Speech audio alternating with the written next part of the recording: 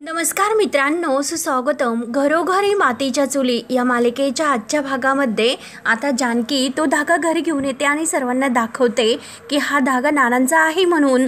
तेव्हा आता ऐश्वर्या मुद्दाम टाळ्या वाजवते आणि म्हणते, अगं जानकी, या धाग्या व्यतिरिक्त आम्ही कन्व्हिन्स हो अशी काहीतरी तू वेगळी स्टोरी जर सांगत असेल तरच आम्ही तुझ्यावर विश्वास ठेवू शकतो. त्या गोष्टीचा आम्ही विचार करू. त्यावर आता जानकी म्हणते की हे बघ ऐश्वर्या, मला माझा खरेपणा सिद्ध करण्यासाठी धागा काय तर कोणत्याही आणखी स्टोरीची गरज नाही. तेव्हा जानकी शर्वरीला म्हणते की शर्वरी वंश, हा धागा मी नानांच्या हातामध्ये. तेव्हा आता शर्वरी तर ऐश्वर्याची बोलणारी असते, तर ती लगेच रागाने जानकीला म्हणते, तू बास कर आता, खूप काही मी तुझं ऐकून घेतलं. ऐश्वर्या जे सांगते ना ते अगदी बरोबर आहे. हा एक धागा आहे की नानांना तू जिवंत आहे असे सिद्ध करू शकत नाही. आणि हे बघ, तू पनवेलला गेली होती, तेथे नाना होते, याचा काही पुरावा आहे का? तेव्हा जानकी म्हणते की हे बघा, माझ्या मैत्रिणीचा सायलीचा फोन आला होता. तेव्हा लगेच ऐश्वर्या मध्येच म्हणते की हो, तीच मैत्रीण मधुभाऊंची मुलगी, ज्या मधुभाऊवर खुनाची केस होती. तेव्हा जानकीला राग येतो. जानकी ऐश्वर्याला शांत राहायला सांगते, तर ऐश्वर्या म्हणते की बरं, कंटिन्यू, तू तुझे काय आहे ते सांग. तेव्हा मात्र आता जानकी म्हणते की हे बघा, सायलीने मला एक फोटो पाठवला होता. गाडीच्या डिक्कीमध्ये असं लिहिलं होतं की मी नानासाहेब रणदिवे, मला मदत करा, मला वाचवा. आणि मला पूर्णपणे खात्री आहे तेथील लोकेशन सायलीने आम्हाला पाठवले होते आणि नानांना शोधण्यासाठी आम्ही तेथेच गेलो होतो. तेव्हा आता शर्वरी म्हणते की काय, गाडीच्या डिक्कीमध्ये मेसेज होता? काय मूर्खपणा हा सगळा. सारंग म्हणतो की हो ना ताई, अगं तू तर हिच्यावर विश्वासच ठेवू नको. आणि हे बघ, उद्या जर मी माझ्या खडूने माझ्या कारमध्ये असं लिहिलं की मी नानासाहेब रणदिवे, मी धोक्यात आहे, मला वाचवा, मग याचा अर्थ असा होतो की नाना हे माझ्या कारच्या डिकीमध्ये आहेत म्हणून. आणि ताई हे बघ, या दोघांची मला खरंच खूप गंमत वाटते. शर्वरी म्हणते की हो ना, हे दोघे वकील. तर लगेच सारंग म्हणतो की हो, हे दोघे इतकं मूर्ख कसं बनू शकतात आणि ह्या दोघांवर किती विश्वास ठेवतात हे देवालाच माहिती आहे. तेव्हा आता सौमित्र आणि अवंतिका यांना तर खूप राग येतो, परंतु ऐश्वर्याचं सगळं काही सारंग आणि शर्वरी मनासारखं बोलत असल्यामुळे तिचा चेहरा मात्र अगदी खुलतो. तेव्हा आता ऋषिकेशला राग येतो. ऋषिकेश सारंगला म्हणतो की अरे विश्वासाच्या बाबतीत तू तर काही एक शब्द बोलू नको. अरे आम्हाला तर खूप तुझ्यावर विश्वास होता, परंतु सरड्यापेक्षा जास्त रंग तू तर बदलले. अरे अगोदरचा सारंग, आत्ताचा सारंग यामध्ये किती फरक पडला माहिती आहे का? तेव्हा आता सारंग म्हणतो की हो ना, माहिती आहे. अरे फरक तर काय फक्त माझ्यात पडला, अरे तुझ्या बाबतीत काय, स्वतःचा विचार कर. अरे वर जाऊन स्वतःच्या खोलीमध्ये आरशात जाऊन तोंड बघ. अरे लाज वाटून तुला जे काही स्वतःचं जे काही कृत्य केलं ना, त्यामुळे आरसा सुद्धा तुझं तोंड पाहून फुटेल. तेव्हा आता सारंग पूर्णपणे आता मोठ्या भावाचं जे काही बोलण्याचं कर्तव्य आहे तो सुद्धा विसरलेला असतो आणि ऐश्वर्याची बोली तो प्रत्येक शब्दामध्ये आता ऋषिकेश, घरामधील कोणी असो, प्रत्येकाला बोलत असतो. तेव्हा ऐश्वर्या म्हणते की हो ना, आरसा तर फुटेलच, परंतु यांचे जे खरे चेहरे आहे ना ते लवकरच सगळ्यांच्या समोर येतील. आणि जानकीला म्हणते की तू तुझ्या नवऱ्याला वाचवण्यासाठी कितीही प्रयत्न कर, परंतु सत्य लवकरच सर्वांच्या समोर येईल म्हणून. तेव्हा आता जानकी आपल्या डोळ्यातील पाणी पुसते आणि ऐश्वर्याला उत्तर देते, सत्य हे लवकरच सर्वांच्या समोर येईल, परंतु ऐश्वर्या त्या दिवशी तुला खूप त्रास होईल, ही गोष्ट लक्षात ठेव. ऐश्वर्या म्हणते की बघूयात ना निकाल काय आहे, लवकरच कोर्टामध्ये सर्वांच्या समोर येईल आणि तोपर्यंत तू या धाग्याला अगदी जपून राहा. तेव्हा मात्र ऐश्वर्या आणि सारंग आज जातात, तर शर्वरी आज जायला निघते.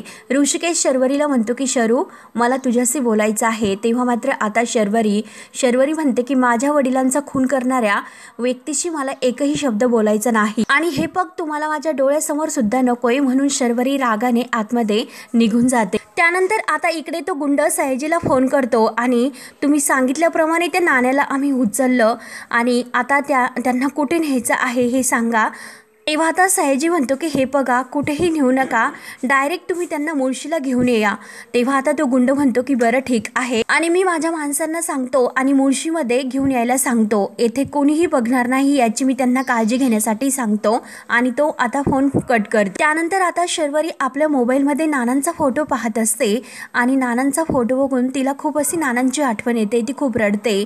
तेव्हा आता तेथे ऐश्वर्या येते, थोडंसं डोळ्यात पाणी आणण्याचं नाटक करते आणि म्हणते की शर्वरी वंश, तुम्ही नानांची आठवण काढतात, त्यांना मिस करतात ना, आणि खरंच मी सुद्धा त्यांना खूप मिस करते. मी सुद्धा तुमच्यासारखं असा नानांचा फोटो पाहत असते, त्यांच्याशी गप्पा करते, त्यांना जाब विचारते, का तुम्ही आम्हाला सोडून गेलात, तुम्ही आमच्यावर इतकं नाराज झालात का, म्हणून तुम्ही कायमचं आम्हाला सोडून गेलात. ऐश्वर्या आता मुद्दाम नाटक करण्यात तर परफेक्ट असते. तुमच्या सारंग आणि शर्वरी ताईंकडे कोण लक्ष देईल. तेव्हा आता शर्वरीला आणखीनच रडायला येतं. ती आता ऐश्वर्याच्या मिठीमध्ये येते आणि खूप अशी रडत असते. तर आता ऐश्वर्या म्हणते की हो ना शर्वरी ताई, रडून घ्या, अहो रडून घ्या, कारण आयुष्यभर तुम्हाला रडायचंच आहे. मला कळतं हो तुम्हाला किती त्रास होतो. ऐश्वर्या रडत म्हणते की ऐश्वर्या, नानांच्या बाबतीत हे काय होऊन बसलं, नाना कधीच दिसणार नाहीच का ग. तेव्हा ऐश्वर्या म्हणते की हो ना शर्वरी वंशाव दिसतील, हार घातलेल्या फोटोमध्ये ते दिसतील ना. आणि शर्वरी ताई, आपले नाना रडून काही आपल्यामध्ये परत येणार नाही, परंतु हे सर्व ज्यांनी केलं, ज्यांच्यामुळे नाना आपल्यात नाही, त्यांना मात्र तुम्ही कधीच माफ करू नका. तुमचं खूप प्रेम होतं नानावर. तर शर्वरी रडत म्हणते की हो ना ऐश्वर्या, माझं नानावर खूप प्रेम होतं, सगळ्यात जास्त मी त्यांच्यावर प्रेम करायचे, अगदी जीव ओवाळून टाकायचे.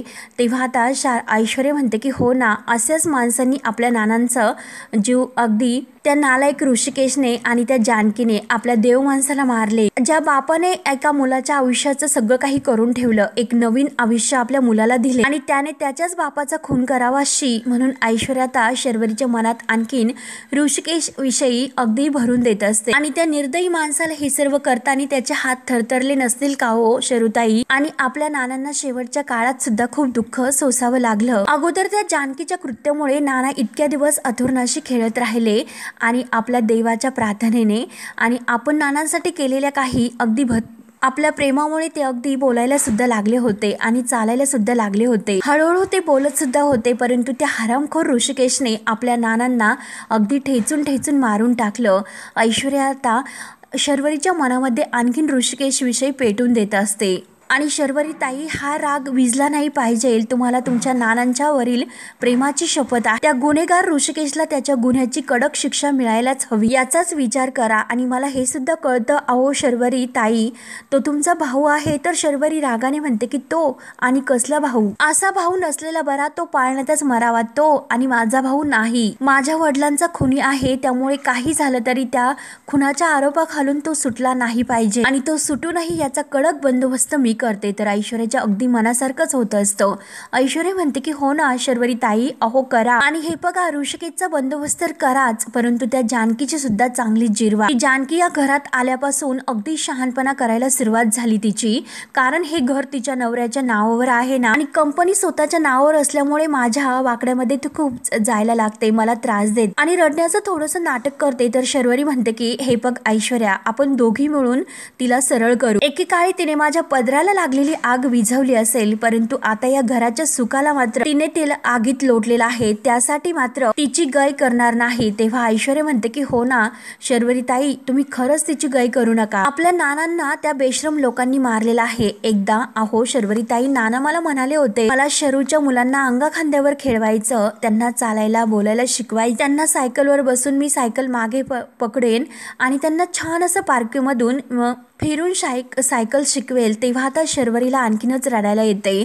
आणि आता ऐश्वर्या मुद्दाम नानांच्या प्रत्येक आठवणी शर्वरी समोर काढत असते आणि आता मुद्दाम म्हणते की नानाच राहिले नाही. तर शर्वरी ताई, अहो हे सगळं जे काही आहे ते प्रत्येक गोष्ट आता ती ऐश्वर्या शर्वरीला खोटं बोलत असते, परंतु शर्वरी मात्र तिच्या शब्दामध्ये अडकते आणि रडत असते. तेव्हा शर्वरी पुन्हा आता ऐश्वर्याच्या खांद्यावर डोकं ठेवून खूप रडते. तेव्हा ऐश्वर्या मुद्दाम आता शर्वरीला जवळ घेते आणि म्हणते की नात्यांची गंमत तर अशीच असते, खांदा दिला की लगेच मैत्री होती. मग आज मी हिला माझ्या बाजूने केलेला आहे आणि तसेही सगळे रणदिवे भावंड एक इमोशनल ड्रामा करणार एक नंबर पटाईत आहे, परंतु या सगळ्यांचा मी वापर करून घेईल. त्यामुळे लवकरच मी शर्वरीला आणि तिच्या नवऱ्याला माझ्या बाजूने करूनच घेईल. आता ऐश्वर्याचा हा प्लॅन असतो. त्यानंतर अवंतिका, जानकी, सौमित्र आणि ऋषिकेश एका रूम मध्ये असतात. अरे सौमित्र जानकीच्या हाताला लागलेलं होतं, तरी सुद्धा ती पनवेलला अवंतिका सोबत गेली आणि जेथे नानांना ठेवलेलं होतं तेथे तिला तो धागा सापडला आणि तो धागा ती घेऊन आली. तरी सुद्धा जानकी, तुला इतकं सांगते तरी सुद्धा नाही पटत का? तर सौमित्र म्हणतो की अरे प्रश्न पटण्याचा नाही, मला कळतच नाही की मी नक्की काय बोलतो. तर ऋषिकेश म्हणतो की हो मला कळतंय, तुला ती ऐश्वर्या जे काही सांगते त्याच्यावर विश्वास आहे असे तू सांग ना स्पष्ट शब्दात. तेव्हा सौमित्र म्हणतो की अरे दादा तू काय बोलतोस, तिचा आणि याचा काय संबंध? आणि जानकीला म्हणतो की हे बघ, तुला सायली वहिनीने सांगितलं म्हणून तू पनवेलला गेली राईट ना? तर जानकी म्हणते की हो, सौमित्र पुढे म्हणतो की नंतर महिपतच्या गोडाऊनचा पत्ता आम्ही शोधून काढला आणि तो पत्ता तुला दिला, परंतु त्या गोडाऊनमध्ये तेथे कोणीच सापडलं नाही. तेव्हा आता जानकी म्हणते की सौमित्र भाऊजी हे बघा, जेथे त्या गोडाऊनमध्ये कोणीच सापडलं नाही तर याचा अर्थ असा होत नाही की नाना तेथे नव्हते म्हणून. अहो पण हा धागा मला तेथे सापडला, या धाग्यावरून हे सिद्ध होते की आपले नाना तेथे होते म्हणून. तेव्हा सौमित्र म्हणतो की वहिनी हे बघ, हा धागा इतका स्ट्रॉंग पुरावा नाही हे मी तुला सांगण्याचा प्रयत्न करतो. तेव्हा मात्र अवंतिका म्हणते की हो वहिनी, सौमित्र एकदम बरोबर बोलतो, कारण धागा हा एक स्ट्रॉंग पुरावा नाही. तेव्हा आता जानकी म्हणते की बरं, लॉजिकली तुम्हाला हे करेक्ट वाटत असेल तर मी नाही हट्ट करणार, परंतु मला एक गोष्ट सांगा, सायलीने मला जे काही सांगितलं त्याचं काय. तेव्हा मात्र आता सौमित्र म्हणतो की वहिनी हा त्यांचा गैरसमज असू शकतो. म्हणजे हे बघ, जेव्हा तू पनवेलला गेली तेव्हा आमच्या परीने जे काही शोधता येईल ते शोधण्याचा प्रयत्न केला, त्यामुळे काही रिझल्ट लागला नाही आणि त्याने असं सिद्ध होऊ शकतं की नाना तेथे नव्हते म्हणून. तेव्हा आता जानकी ऋषिकेशला म्हणते की हे बघा, बऱ्याचदा आपल्याला काही गोष्टी दिसत नाही, परंतु त्या गोष्टी ऋषिकेश आपल्याला जाणवतात आणि तसेच मला जाणवते की जशी ती डॅड बॉडी सुद्धा नानांची नाही म्हणून. हा धागा मी नानांच्या हातामध्ये बांधला होता, मग हा धागा मला तेथे कसा सापडू शकतो आणि या धाग्यामुळे मला पूर्ण खात्री पटली की आपले नाना तेथेच होते. तेव्हा आता ऋषिकेश म्हणतो की बरं ठीक आहे, तू म्हणतेस म्हणून आपण विचार करू की हा धागा नानांचा आहे, परंतु सौमित्र जे काही म्हणतो त्याचा सुद्धा जानकी एकदा विचार करून बघ. कदाचित सायली आणि अर्जुनचा सुद्धा गैरसमज झाला असेल, सयाजी आणि महिपत या दोघांची मैत्री असेल आणि जी काही सायलीने आपल्याला जागा सांगितली असेल त्या आजूबाजूला महिपतचं गोडाऊन असेल, मग या सर्व गोष्टीचं काही एकत्र कनेक्शन नाही का. तेव्हा मात्र आता जानकी म्हणते की सौमित्र भाऊजी अहो हेच मी तुम्हाला सांगते, त्यामुळे तुम्ही सगळे काही आता एकत्र पुरावे गोळा करून बघा, एकदा विचार करा, म्हणजे नक्की तुम्हाला काय म्हणायचे आणि आम्हाला सुद्धा काय म्हणायचे याचा अर्थ कळेल. तेव्हा आता सौमित्र म्हणतो की वहिनी हे बघ, हा योगायोग असू नऊ शकतो का. तेव्हा जानकी म्हणते की हे कसं, तर सौमित्र म्हणतो की हे बघ, तूच म्हणाली होती की सायली आणि महिपत शिकरे या दोघांमध्ये ऑलरेडी प्रॉब्लेम सुरू आहे, त्यामुळे सायलीला असं वाटत असेल की नानांना महिपतने गायब केलं म्हणून. तेव्हा आता अवंतिका म्हणते की हो वहिनी, असं सुद्धा असू शकतं. तेव्हा आता सौमित्र म्हणतो की हो, जे काही असेल नसेल यावर अवलंबून आहे, एकतर आपल्याकडे पुरावा सुद्धा काहीच नाही. त्यावर आता जानकी म्हणते की अहो सौमित्र भाऊजी, पुरावा नाही, परंतु पुरावा आपण शोधू शकतो आणि तो पुरावा शोधण्यासाठी आपण त्या महिपतच्या गोडाऊनवर पुन्हा जायला काही हरकत नाही. हवं तर तुम्ही महिपतच्या नावाने ऑरन काढू शकता. तर सौमित्र म्हणतो की हे बघ वहिनी, आपल्याला असं काही करता येणार नाही की जेणेकरून ही केस आपल्या हाताच्या बाहेर जाईल. एकतर मी दादाला कसं बसं सोडून आणलं, मला असं वाटतं की हे सर्व करण्यापेक्षा असा काहीतरी ठोस पुरावा आपण शोधून काढूया. तेव्हा आता जानकी म्हणते की सौमित्र भाऊजी, जर पुरावा नाही सापडला तर मग.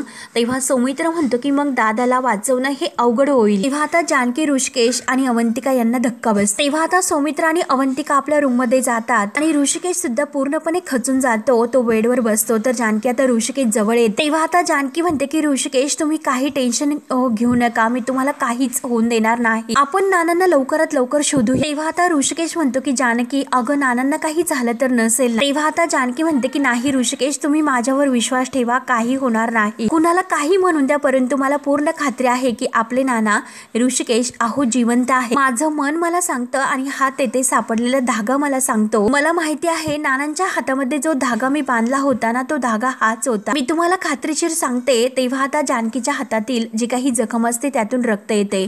ऋषिकेश म्हणतो की जानकी अगं रक्त, आणि हे बघ तुझी जखम आता चिघळलेली आहे, त्यावर मलमपट्टी करावी लागेल. दिवसभर तू जानकी खूप हालचाल केली, चल बरं, म्हणून तो जानकीला घेऊन आतमध्ये निघून जातो.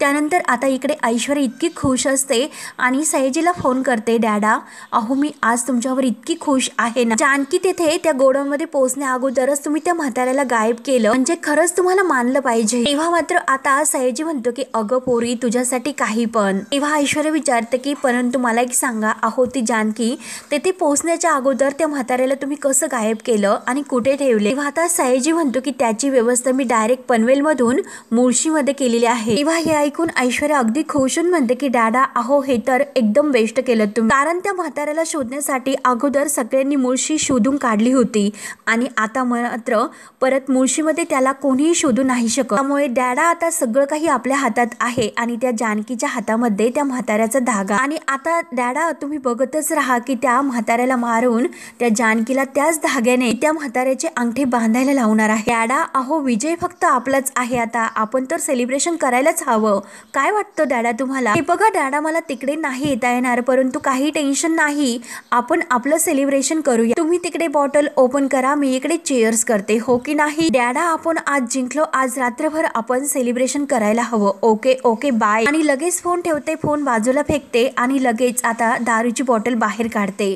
त्या बॉटलकडे बघत म्हणते की किती दिवस झाला मी माझा घसा ओला नाही केला. आज मात्र मी काही थांबत नसते, कारण ती जानकी आज हारली आणि त्या आनंदात मी इतकी फुल टाईट होणार आहे.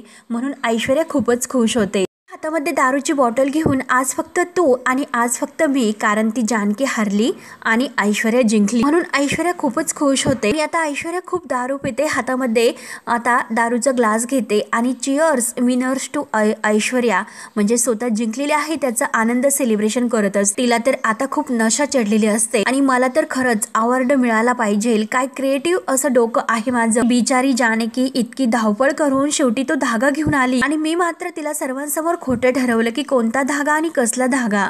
तिचा धागा खोटा ठरवून शेवटी मी तिला तिची जागा दाखवली आणि हातामध्ये दारूचा ग्लास घेते. ऐश्वर्या खरंच ग्रेट आहेस तू, स्वतःच्या तोंडाने कौतुक करते. ती जानकी एक नंबरची चिल्लर आहे. ती फक्त बडबड करत असते, सतत नुसता आवाज करत असते, मी हे करेल, मी ते करेल, मी जानकी ऋषिकेश रणदीप, आणि ती फक्त तेवढंच बोलत असते. तिच्या आयुष्यात खऱ्याने ती तर काहीच करू शकणार नाही. आज ती पनवेलला गेली होती तर उद्या मी तिला खोपोलीला पाठवेल आणि तेरवा मात्र मी तिला पालघरला पाठवेल. म्हणून ऐश्वर्याचा आता नशेमध्ये तोल जातो.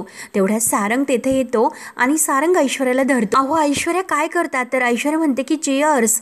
तेव्हा ऐश्वर्याची अवस्था पाहून सारंग तर लगेच ऐश्वर्याला म्हणतो की काय ऐश्वर्या तुम्ही दारू पिता. तेव्हा ऐश्वर्या म्हणते की हो मी दारू पिते आणि मोठमोठ्याने ओरडते की दारू दारू पिते मी दारू. तेव्हा सारंग म्हणतो की ऐश्वर्या जरा हळूच बोला. आणि ऐश्वर्याला इतकी आता दारूची नशा चढलेली असते, कारण ती काय बोलते याकडे तिचं लक्ष नसते.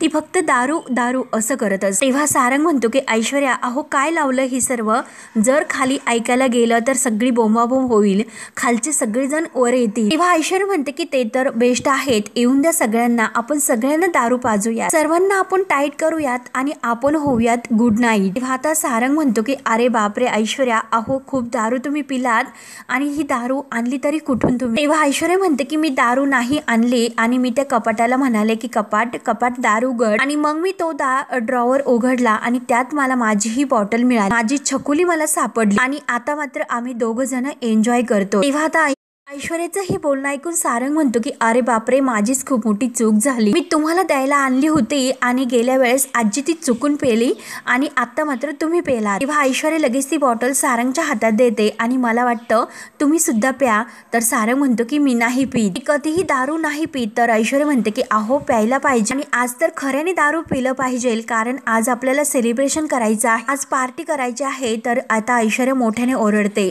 सारंग तिचं तोंड दाबतो आणि कसली पार्टी करायची आहे, कसलं सेलिब्रेशन असं विचार. तेव्हा ऐश्वर्या म्हणते की अरे वाईट पास्ता, अरे मी त्या जानकीची विकेट पाडली, त्या जानकीला मी तिची खरी जागा दाखवली, म्हणून हे सर्व सेलिब्रेशन सुरू आहे. आणि ती जानकी सगळ्यांशी खोटं बोलते ना, मग खरी मजा येणार. तेव्हा सारंग म्हणतो की हो ना. ऐश्वर्या म्हणते की तिचा तो नवरा आहे ना तो ऋषिकेश, त्या केसमधून सुटूच शकणार नाही आणि पोलीस त्याला आपल्या लाथेखाली असं तडव तुडवतील, म्हणून ती आपली लाथ अगदी जोरजोरात खाली आदळून दाखवत असते. तेव्हा सारंग म्हणतो की बरं ठीक आहे, आपण सेलिब्रेशन खाली खोलीमध्ये जाऊन करूया, जर घरातील कोणी येथे वर आले तर खूप मोठा बोंबाबोंब होईल.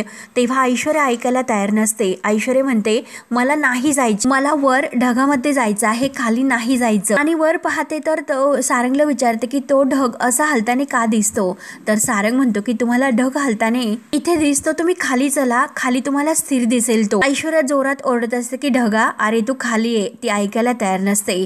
सारंग तिला धरतो, तिचं तोंड दाबत तिला खाली घेऊन जातो, परंतु ऐश्वर्या नशेमध्ये खूप काही बडबड करत खाली येत असते. सारंग अगदी कासावीस होतो, कारण ऐश्वर्या ओरडतच चाललेली असते, तिला चालतं सुद्धा व्यवस्थित येत नाही आणि ती आता नशेमध्ये ओरडत असते की वर कशाला जायचं आणि मी गाणार म्हणजे गाणारच. नशेमध्ये ती गात सुद्धा असते, मी ऐश्वर्या रणदिवे आहे, मी गाणार म्हणजे गाणारच. आणि सारंग मी छान गाते की नाही सांगा बरं मला, आणि हे बघा मी आता गाण्याचा क्लास लावणार आहे. तर सारंग पुन्हा आता ऐश्वर्याचं तोंड दाबतो आणि हे बघा कोणी जर आवाज ऐकला तर नक्की बाहेर येईल. एवढ्यात आता सुमित्रा दरवाजा उघडून बाहेर येत असते तर सारंग म्हणतो की ऐश्वर्या आज चला, आई बाहेर येते. परंतु ऐश्वर्या कुठे ऐकते. ऐश्वर्या आता आईंना म्हणते की हाय हाय, परंतु सारंग तेवढ्यात ऐश्वर्याचं तोंड दाबतो आणि तेथे जिन्याजवळ जो काही पडदा असतो त्यामागे तो ऐश्वर्याला तोंड दाबून घेऊन लपतो. तेव्हा सुमित्रा जानकीला आवाज देते आणि जानकी अगं तू आज पाणी ठेवण्यासाठी का विसरली असेल कोण जाणे. म्हणून सुमित्रा किचन मध्ये जाते. तोपर्यंत आता सारंग ऐश्वर्याला म्हणतो की लवकर चला आतमध्ये. आणि हे बघा चला लवकर, आईनं जर बघितलं असतं तर वाटोळ झालं असतं, चला बरं. म्हणून तो ऐश्वर्याला बळजबरीने आतमध्ये वर घेऊन जात असतो. तरी सुद्धा ऐश्वर्या नशेमध्ये बडबड करतच असते की अहो सारंग का तुम्ही मला आतमध्ये घेऊन जाता. तेव्हा ऐश्वर्या ऐकायला तयार नसते. ऐश्वर्या म्हणते की मला आईंना सांगायचं आहे. परंतु तेवढ्यात मात्र आता ऐश्वर्या आणि सारंगच्या धक्क्याने तेथे जो काही मनी प्लांट ठेवलेला असतो तर तो खाली पडतो आणि त्या फुलदाणीच्या आवाजाने मात्र सुमित्राला आवाज येतो. सुमित्रा म्हणते की कोण आहे तिकडे, कोण. जानकी अगं जानकी कोण आहे, कशाचा आवाज झाला. तेव्हा आता सारंग ऐश्वर्याला घेऊन रूम मध्ये येतो आणि तो आतमध्ये आल्यानंतर आता ऐश्वर्याला म्हणतो की तुम्ही आतमध्ये राहा, मी बाहेरून येतो 2च मिनिटात, तुम्ही तोपर्यंत दार उघडून बाहेर यायचं नाही. म्हणून तो आता दरवाजा लावतो आणि घाईने खाली येतो आणि परत तो घाईने जेथले देते ती फुलदाणी ठेवून देतो आणि हे पडलं आई, अगं हे पडलं होतं असं म्हणतो. सुमित्रा म्हणते की अगं बाई अचानक कसं पडलं. हा सारंग मुद्दाम खोटं बोलून म्हणतो की घरामध्ये खूप उंदीर झालेत म्हणून पडलं असेल. हा सुमित्रा म्हणते की आपण मग मांजर पाळूया, मी नानांना सांगते आणि ते नक्की उंदरांना पळवतील. म्हणून ती आता म्याव म्याव मांजरीचा आवाज काढून आतमध्ये जाते. तेवढ्यात मात्र तेव्हा सारंग परत आतमध्ये येतो तर ऐश्वर्या म्हणते की आज मात्र माझ्या मनासारखं झालं, मी खूप खुश आहे. सारंग परत ऐश्वर्या जवळ येतो. सारंग म्हणतो की ऐश्वर्या हळूच बोला, आईला डाऊट आला असता.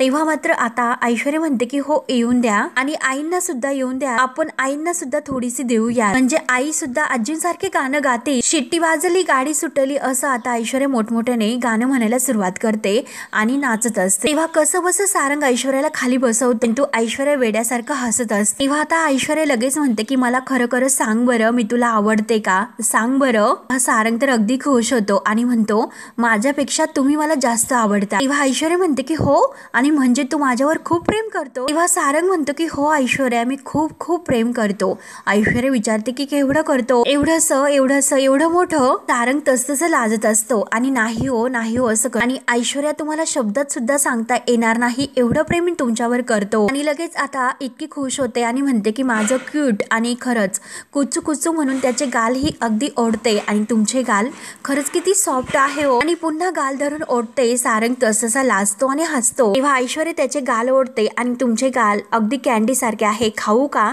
तर आता सारंग म्हणतो की ऐश्वर्या प्लीज असं नका करू, मला खूप कस तरी होतंय. तेव्हा ऐश्वर्या अगदी खाऊ का करत बाजूला होते तर सारंग म्हणतो की अहो इथे खा, आणि पुन्हा ऐश्वर्याच्या मागे धावत जातो. ऐश्वर्याला पकडतो आणि म्हणतो की तुम्हाला काय पाहिजे ते माझ्या सोबत करा. ऐश्वर्या म्हणते की ओके, आणि नाटकी कुठला, आणि असंच माझ्यावर प्रेम करत राहायचं, कधी मला एकटं नाही सोडायचं. आणि थोडंसं रडण्याचं नाटक करते की माझे डॅडा सोडले तर माझ्यावर कोणीच प्रेम करत नाही, नोबडी लव्हस मी. तेव्हा आता सारंग म्हणतो की असं कसं, अहो मी आहे ना, मी तुमच्यावर प्रेम करतो, तुमचा सारंग आहे ना. तर ऐश्वर्या थोडीशी हसते आणि नशेमध्ये म्हणते की ओके सारंग, आणि परत सारंग असं लाडात बोलत असते. तेव्हा आता सारंग म्हणतो की खरंच किती गोड वाटतं ऐकायला, परत एकदा म्हणा ना ऐश्वर्या. ऐश्वर्या पुन्हा सारू म्हणते आणि ऐश्वर्या मला आता असं वाटतंय ना खरंच हे सगळं काही सोडून द्यावं आणि फक्त शेती करावी, आणि म्हणजे आपलं एक मोठं असं शेत असेल, मी सकाळपासून तेथे काबाड कष्ट करत असेल आणि दुपार झाल्यानंतर तुम्ही स्वतःच्या हाताने बनवलेल्या भाकऱ्या माझ्यासाठी घेऊन येतात. तेव्हा ऐश्वर्या म्हणते की धनी हे बघा मी भाकर आणली बघा, म्हणून ती सुद्धा आता नशेमध्ये बोलते आणि तो कांदा आणि असा ठेचा, त्या कांद्याला असं ठेचलं आणि धनी माझं धनी कुठं गेलं म्हणून ती आता धन्या जोरात ओरडते. सारंग पुन्हा तिचं तोंड दाब आणि परत ऐश्वर्या म्हणते की धनी असंच प्रेम करायचं माझ्यावर, काय मला सोडून कुठेही जायचं नाही. तर सारंग म्हणतो की हो ऐश्वर्या कधीच जाणार नाही, प्रॉमिस एकमेकांना प्रॉमिस करतात. ऐश्वर्या म्हणते की पिंकी प्रॉमिस, म्हणून ते ऐश्वर्या सारंगच्या करंगळीमध्ये करंगळी घालते आणि पिंकी प्रॉमिस असं म्हणते. तेव्हा मात्र आता ती सारंगला ओढून घेते. सारंग लाईट बंद करतो तर ऐश्वर्या म्हणते की कुठे माझा टेडी. तेव्हा सारंग म्हणतो की आहे ना तुमच्या शेजारी. त्यानंतर आता ऋषिकेश जानकीच्या हाताला मलमपट्टी वगैरे करतो आणि रूम मध्ये घेऊन येतो. जानकी म्हणते की अहो हॉस्पिटलला जाण्याची काय गरज होती बरं, पट्टी ही घरच्या घरी बांधता आली असते. तेव्हा ऋषिकेश म्हणतो की जानकी हे बघ प्रत्येक गोष्ट घरच्या घरी होत नसते आणि तुला प्रत्येक गोष्टी घरच्या घरी जखमेवर हळद लावायची सवय लागली. तू घराच्या काळजीमध्ये मात्र स्वतःच्या तब्येतीकडे दुर्लक्ष करू नकोस. अगं तू मात्र आज पनवेलला गेली होती, परंतु येथे मात्र माझा जीव वर खाली होत होता. जर तुला काही झाले असते तर जानकी म्हणते की ऋषिकेश अहो मला काही झालं नसतं आणि तुम्हीच मला कायम म्हणतात की मी स्ट्रॉंग आहे आणि खरं तर त्या दिवशी तुम्ही जेलमध्ये होते तेव्हा तुम्ही मला धीराने सांगितलं की जानकी केव्हाही हारत नसते, त्यामुळे तुमच्या या विश्वासाच्या बळावर तुमची जानकी ऋषिकेश लढते. हा विश्वास डगमगून देऊ नका आणि बघतच राहा की जानकी कधीही नाही हारणार. आणि त्या सयाजी महिपतच्या विरोधात जे काही पुरावे आपल्याला मिळालेले आहेत त्याचा वापर आपण करू शकतो आणि आपल्याला नानापर्यंत पोहोचण्याचा मार्ग मिळू शकतो. तेव्हा आता ऋषिकेश म्हणतो की हो काही ना काही प्रॉब्लेम झाला असेल, काहीतरी खटका उडाला असेल आणि हे बघ आपल्याला अर्जुन आणि सायलीने मधुभाऊंची जबाबदारी सोपवली होती, ती जबाबदारी आपण नीट पार पाडली, पण काय झालं. तेव्हा आता जानकी म्हणते की हो महिपतच्या हातातून मधुभाऊ निसटला आणि हे बघ महिपतने जे काम सयाजीरावांना दिले होते तर महिपत ते काम करू शकला नाही आणि महिपतचे काम सयाजीने केलं नाही, म्हणजे महिपतचा प्लॅन यात फसला आणि या दोघा म्हणजे जे काही घडलं त्यामुळे त्या दोघांमध्ये मात्र चांगले भांडण झाले असेल, वाद झाले असतील. तेव्हा आता जानकी म्हणते की म्हणजे ऋषिकेश तुम्हाला असं म्हणायचं का महिपत आणि सयाजीच्या मैत्री यामुळे दुरावा आला असेल. तर ऋषिकेश म्हणतो की हो जानकी, आणि महिपतच्या जी काही तापट डोक्याची माणसं असतात ना त्याच्यासारखी ती काही झालं तरी असं त्याच्या बापाचं सुद्धा ऐकायला तयार नसतं आणि सयाजी तर आता हे जे काही आहे त्याच्या लांबचा माणूस आहे त्यामुळे तो सयाजीचं आता काही असं ऐकून शकणार नाही. त्यामुळे जानकी माझा पूर्ण अंदाज आहे की महिपत आता सयाजीला कोणतीही मदत नाही करणार. तेव्हा आता जानकी विचारते की म्हणजे ऋषिकेश काय. तर ऋषिकेश म्हणतो की हे बघ म्हणजे नाना महिपतच्या गोडाऊन मध्ये होते आणि त्यांना तेथून हलवलं, मग याचा अर्थ असा होतो की महिपतच्या दुसऱ्या कोणत्याही जागेवर ते आता नानांना लपून नाही ठेवणार. काही झालं तरी सयाजीरावांना नानांना दुसरीकडे हलवावे लागलेच असं. तर जानकी म्हणते की हो दुसरी जागा म्हणजे सयाजी काकांना सगळं काही अगदी हँडल करता येईल अशी जागा म्हणजे आपलंच गाव मुळशी. तेव्हा आता ऋषिकेश म्हणतो की एकदम करेक्ट, नक्की त्यांनी नानांना मुळशीमध्ये आणलं असेल. तेव्हा जानकी म्हणते की अहो ही शक्यता आहे, परंतु त्याचं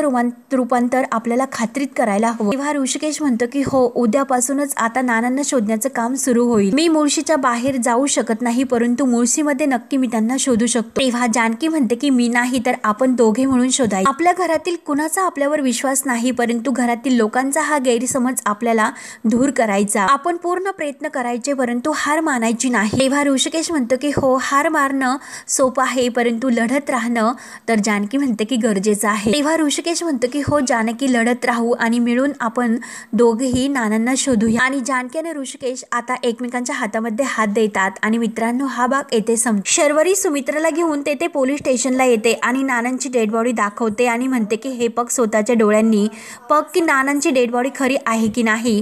सुमित्रा आता ती डेड बॉडी पाहते आणि तिला धक्का बसतो. शर्वरी रडत म्हणते की पग त्या नानांचा खून ऋषिकेश दादाने केलेला आहे. तेव्हा आता सुमित्राला तर खरंच धक्का बसतो. तर ऋषिकेश आता सुमित्राच्या हाताला धरून म्हणतो की चल आई. जानकीने गरमागरम पोहे केलेले आहे, परंतु सुमित्रा आता ऋषिकेशचा हात झिडकारते आणि एक सनकणी ऋषिकेशच्या कानामागे देते. तेव्हा आता सर्वजण धावतच येतात, सर्वांना धक्का बसतो. जानकी विचारते की आई काय झालं. तेव्हा आता सुमित्रा रडत म्हणते की तू नानांना मारलंस ऋषिकेश, अरे तू त्यांचा खून केला म्हणून दुसरी सुद्धा सनकने एक ऋषिकेशच्या कानामागे देते. तेव्हा आता जानकीला खूप मोठा धक्का बसतो आणि अवंतिका सौमित्र यांना सुद्धा. तेव्हा मित्रांनो पुढे काय होतं हे बघण्यासाठी आता चॅनलला नक्की सबस्क्राईब करत राहा. धन्यवाद.